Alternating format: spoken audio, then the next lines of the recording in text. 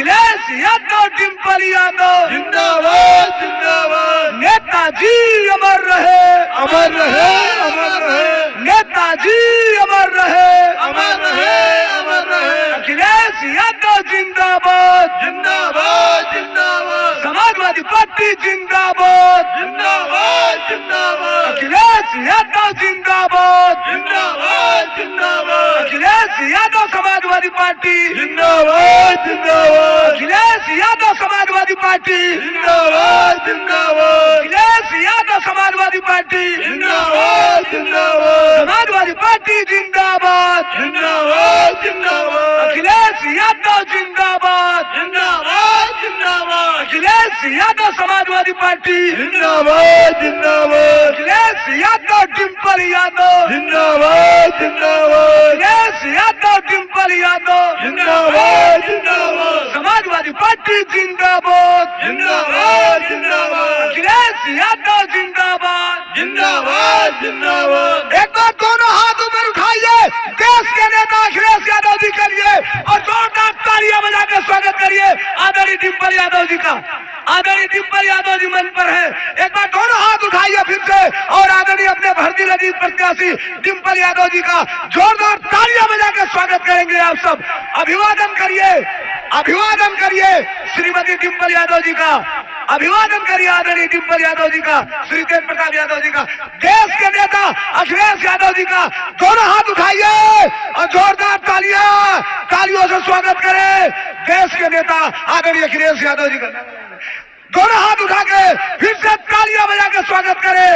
उठाइए दोनों हाथ और तालियां बजा के स्वागत करें देश के नेता अखिलेश यादव जी का, देश के नेता अखिलेश यादव जी का। स्वागत करिए तालियां बजा करके, एक बार जोरदार नारा। और इधर छोटे मंच में हमारे सभी समाजवादी पार्टी के कर्मठ कार्यकर्ता और नेतागण। सबसे पहले तो मैं अपने युवा साथियों से कहूंगी कि जहां है वहां शांति से खड़े हो जाएं। तो आप अपने नेता की बात कैसे सुन पाएंगे? हम सभी जानते हैं कि 2024 का चुनाव जो होने जा रहा है यह देश की दिशा को बदलने वाला चुनाव है। यह बदलाव का चुनाव है और यह परिवर्तन का चुनाव है। जो हालात आज पूरे देश में हैं, जिस तरह दबाव की राजनीति का प्रयोग देश के शीर्ष नेतृत्व से लेकर छोटे गांव में प्रधान और पूर्व प्रधान तक झेल रहे हैं, तो मैं समझती हूँ कहीं ना कहीं ये दबाव की राजनीति हमारे लोकतंत्र पे खतरा मंडराने वाली राजनीति है। और कहीं ना कहीं मौजूदा बीजेपी के लोग नहीं चाहते हैं कि देश में लोकतंत्र कायम रहे। हम सभी जानते हैं कि आज देश में, प्रदेश में सभी वर्ग, चाहे हमारा युवा वर्ग हो, चाहे हमारा किसान हो, चाहे हमारी माताएं बहनें हो और चाहे हमारा जवान हो, कहीं ना कहीं सभी अपने आप को आहत महसूस कर रहे हैं और अपने आप को पिछड़ा महसूस कर रहे हैं, क्योंकि महंगाई लगातार बढ़ रही है, क्योंकि आज युवाओं के पास नौकरी नहीं है, रोजगार नहीं है, और क्योंकि अग्निवीर जैसी योजना लाके कहीं ना कहीं भाजपा ने पूरे देश को, पूरे राष्ट्र का सम्मान गिराने का काम किया है। तो मेरा यह मानना है कि इस परिवर्तन की लड़ाई में आप सब समाजवादी पार्टी के साथ हैं और आपका सहयोग लगातार जो आज ये विशाल रैली के रूप में यहाँ देख रहा है, मुझे पूरा भरोसा है कि गठबंधन की सरकार और समाजवादी पार्टी की सरकार केंद्र में आ रही है।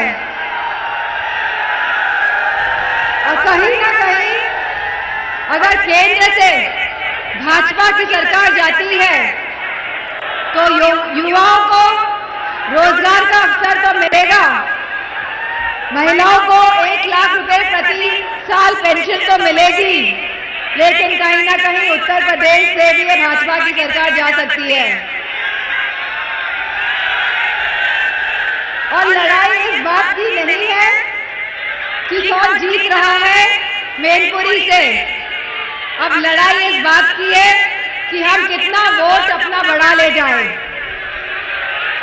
और जिस तरह की दबाव की राजनीति का प्रयोग हो रहा है, जहां देश के मुख्यमंत्री प्रदेशों के जेल में हैं, तो बताइए जिस तरह की दबाव की राजनीति गांव-गांव में ला रहे हैं, तो क्या आज लोकतंत्र खतरे में नहीं है? क्या हमारा संविधान खतरे में नहीं है?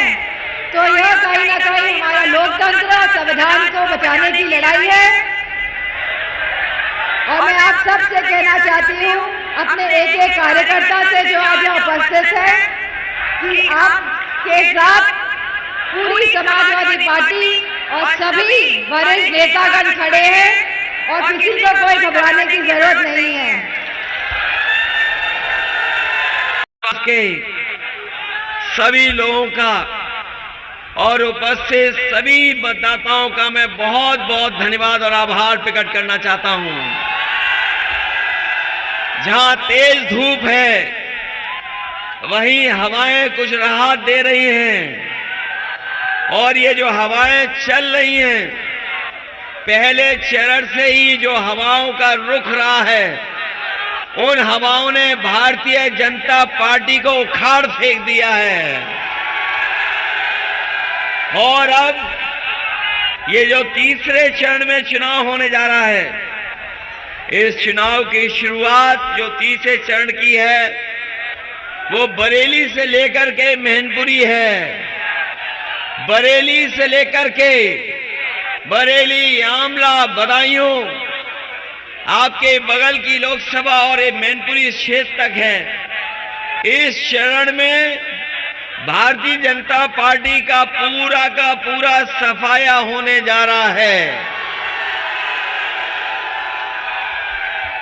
ये जो बीजेपी के बड़े बड़े नेता मैनपुरी भी आ रहे हैं, वो केवल औपचारिकता कर रहे हैं, वो केवल मैनपुरी देखने आए हैं और मैनपुरी की जनता का रिकॉर्ड देखेंगे बाद में।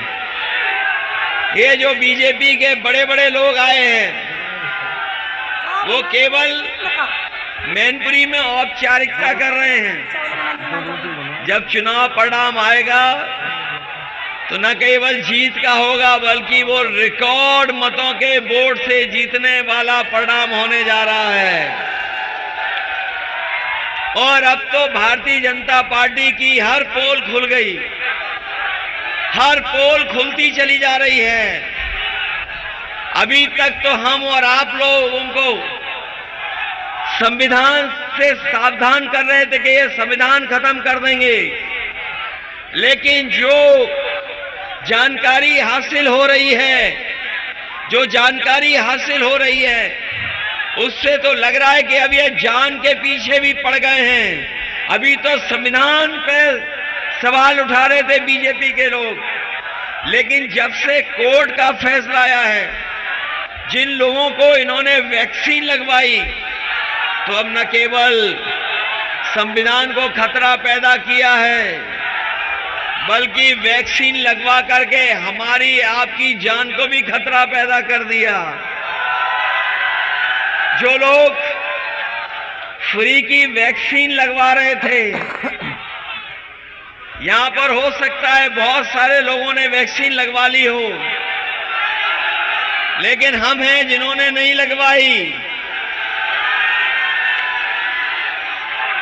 अब हम सरकार से कहेंगे कि जैसे फ्री वैक्सीन लगवाई, जो जानकारी मिल रही है कि अब लोग अपना हार्ट दिखवाना चाहते हैं, जांच करवाना चाहते हैं, और जिन लोगों ने फ्री वैक्सीन लगवाई बीजेपी के लोगों ने, कम से कम हमारे गरीब लोगों का ये इंतजाम करें कि कोई अस्पताल हो, बड़े से लेके छोटा तक, हमारे गरीबों की जांच फ्री हो, ईसीजी फ्री हो, कम से कम उनकी जान बचाई जा सके।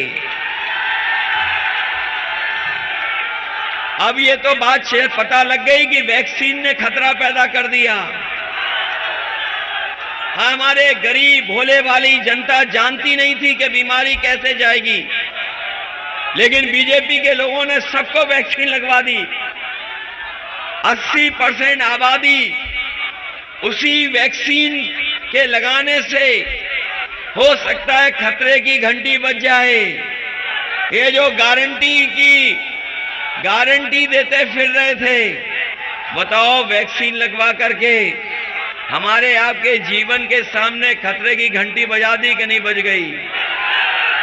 और फिर जो वोट मांगने आ रहे हैं बीजेपी के लोग, उनके हर वादा झूठा निकला।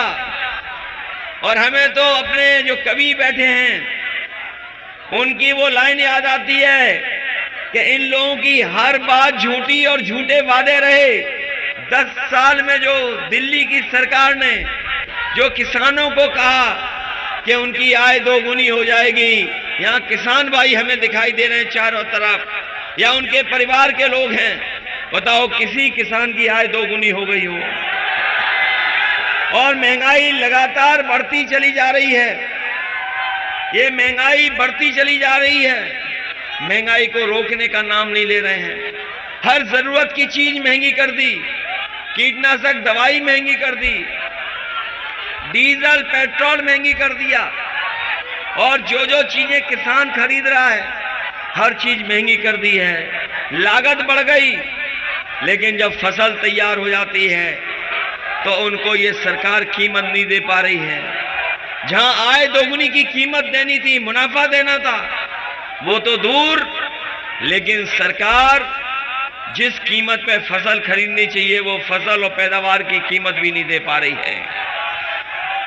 और ऊपर से जिन किसान भाइयों पे कर्ज आ गया है, इन्होंने कर्ज में कोई राहत नहीं दी, लेकिन पिछले 10 साल में बीजेपी के लोगों ने बड़े बड़े उद्योगपतियों का 16 लाख करोड़ कर्ज माफ किया है। जब नियम बनाए, कानून बनाया, तो ये कहा कि 5 करोड़ से ऊपर जिनका कर्ज है उनका कर्ज माफ होगा। हम उनसे पूछना चाहते हैं कि जब आप नियम बना रहे थे तो हमारे किसानों के लिए नियम क्यों नहीं बनाया? ये नियम क्यों नहीं बनाया कि जिन लोगों का लाखों में कर्ज है उनका भी माफ होगा?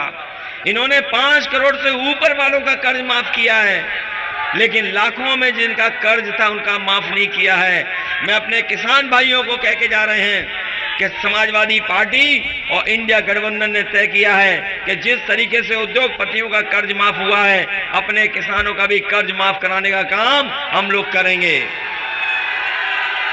कर्ज माफ होगा, कर्ज माफ तो होगा ही होगा, साथ में मंडियों में वो इंतजाम करेंगे जिससे कि हमारे किसानों को एमएसपी का अधिकार भी मिल जाए। और जब तक कानूनी अधिकार एमएसपी का नहीं मिलेगा तब तक हमारा किसान खुशहाल नहीं हो सकता है।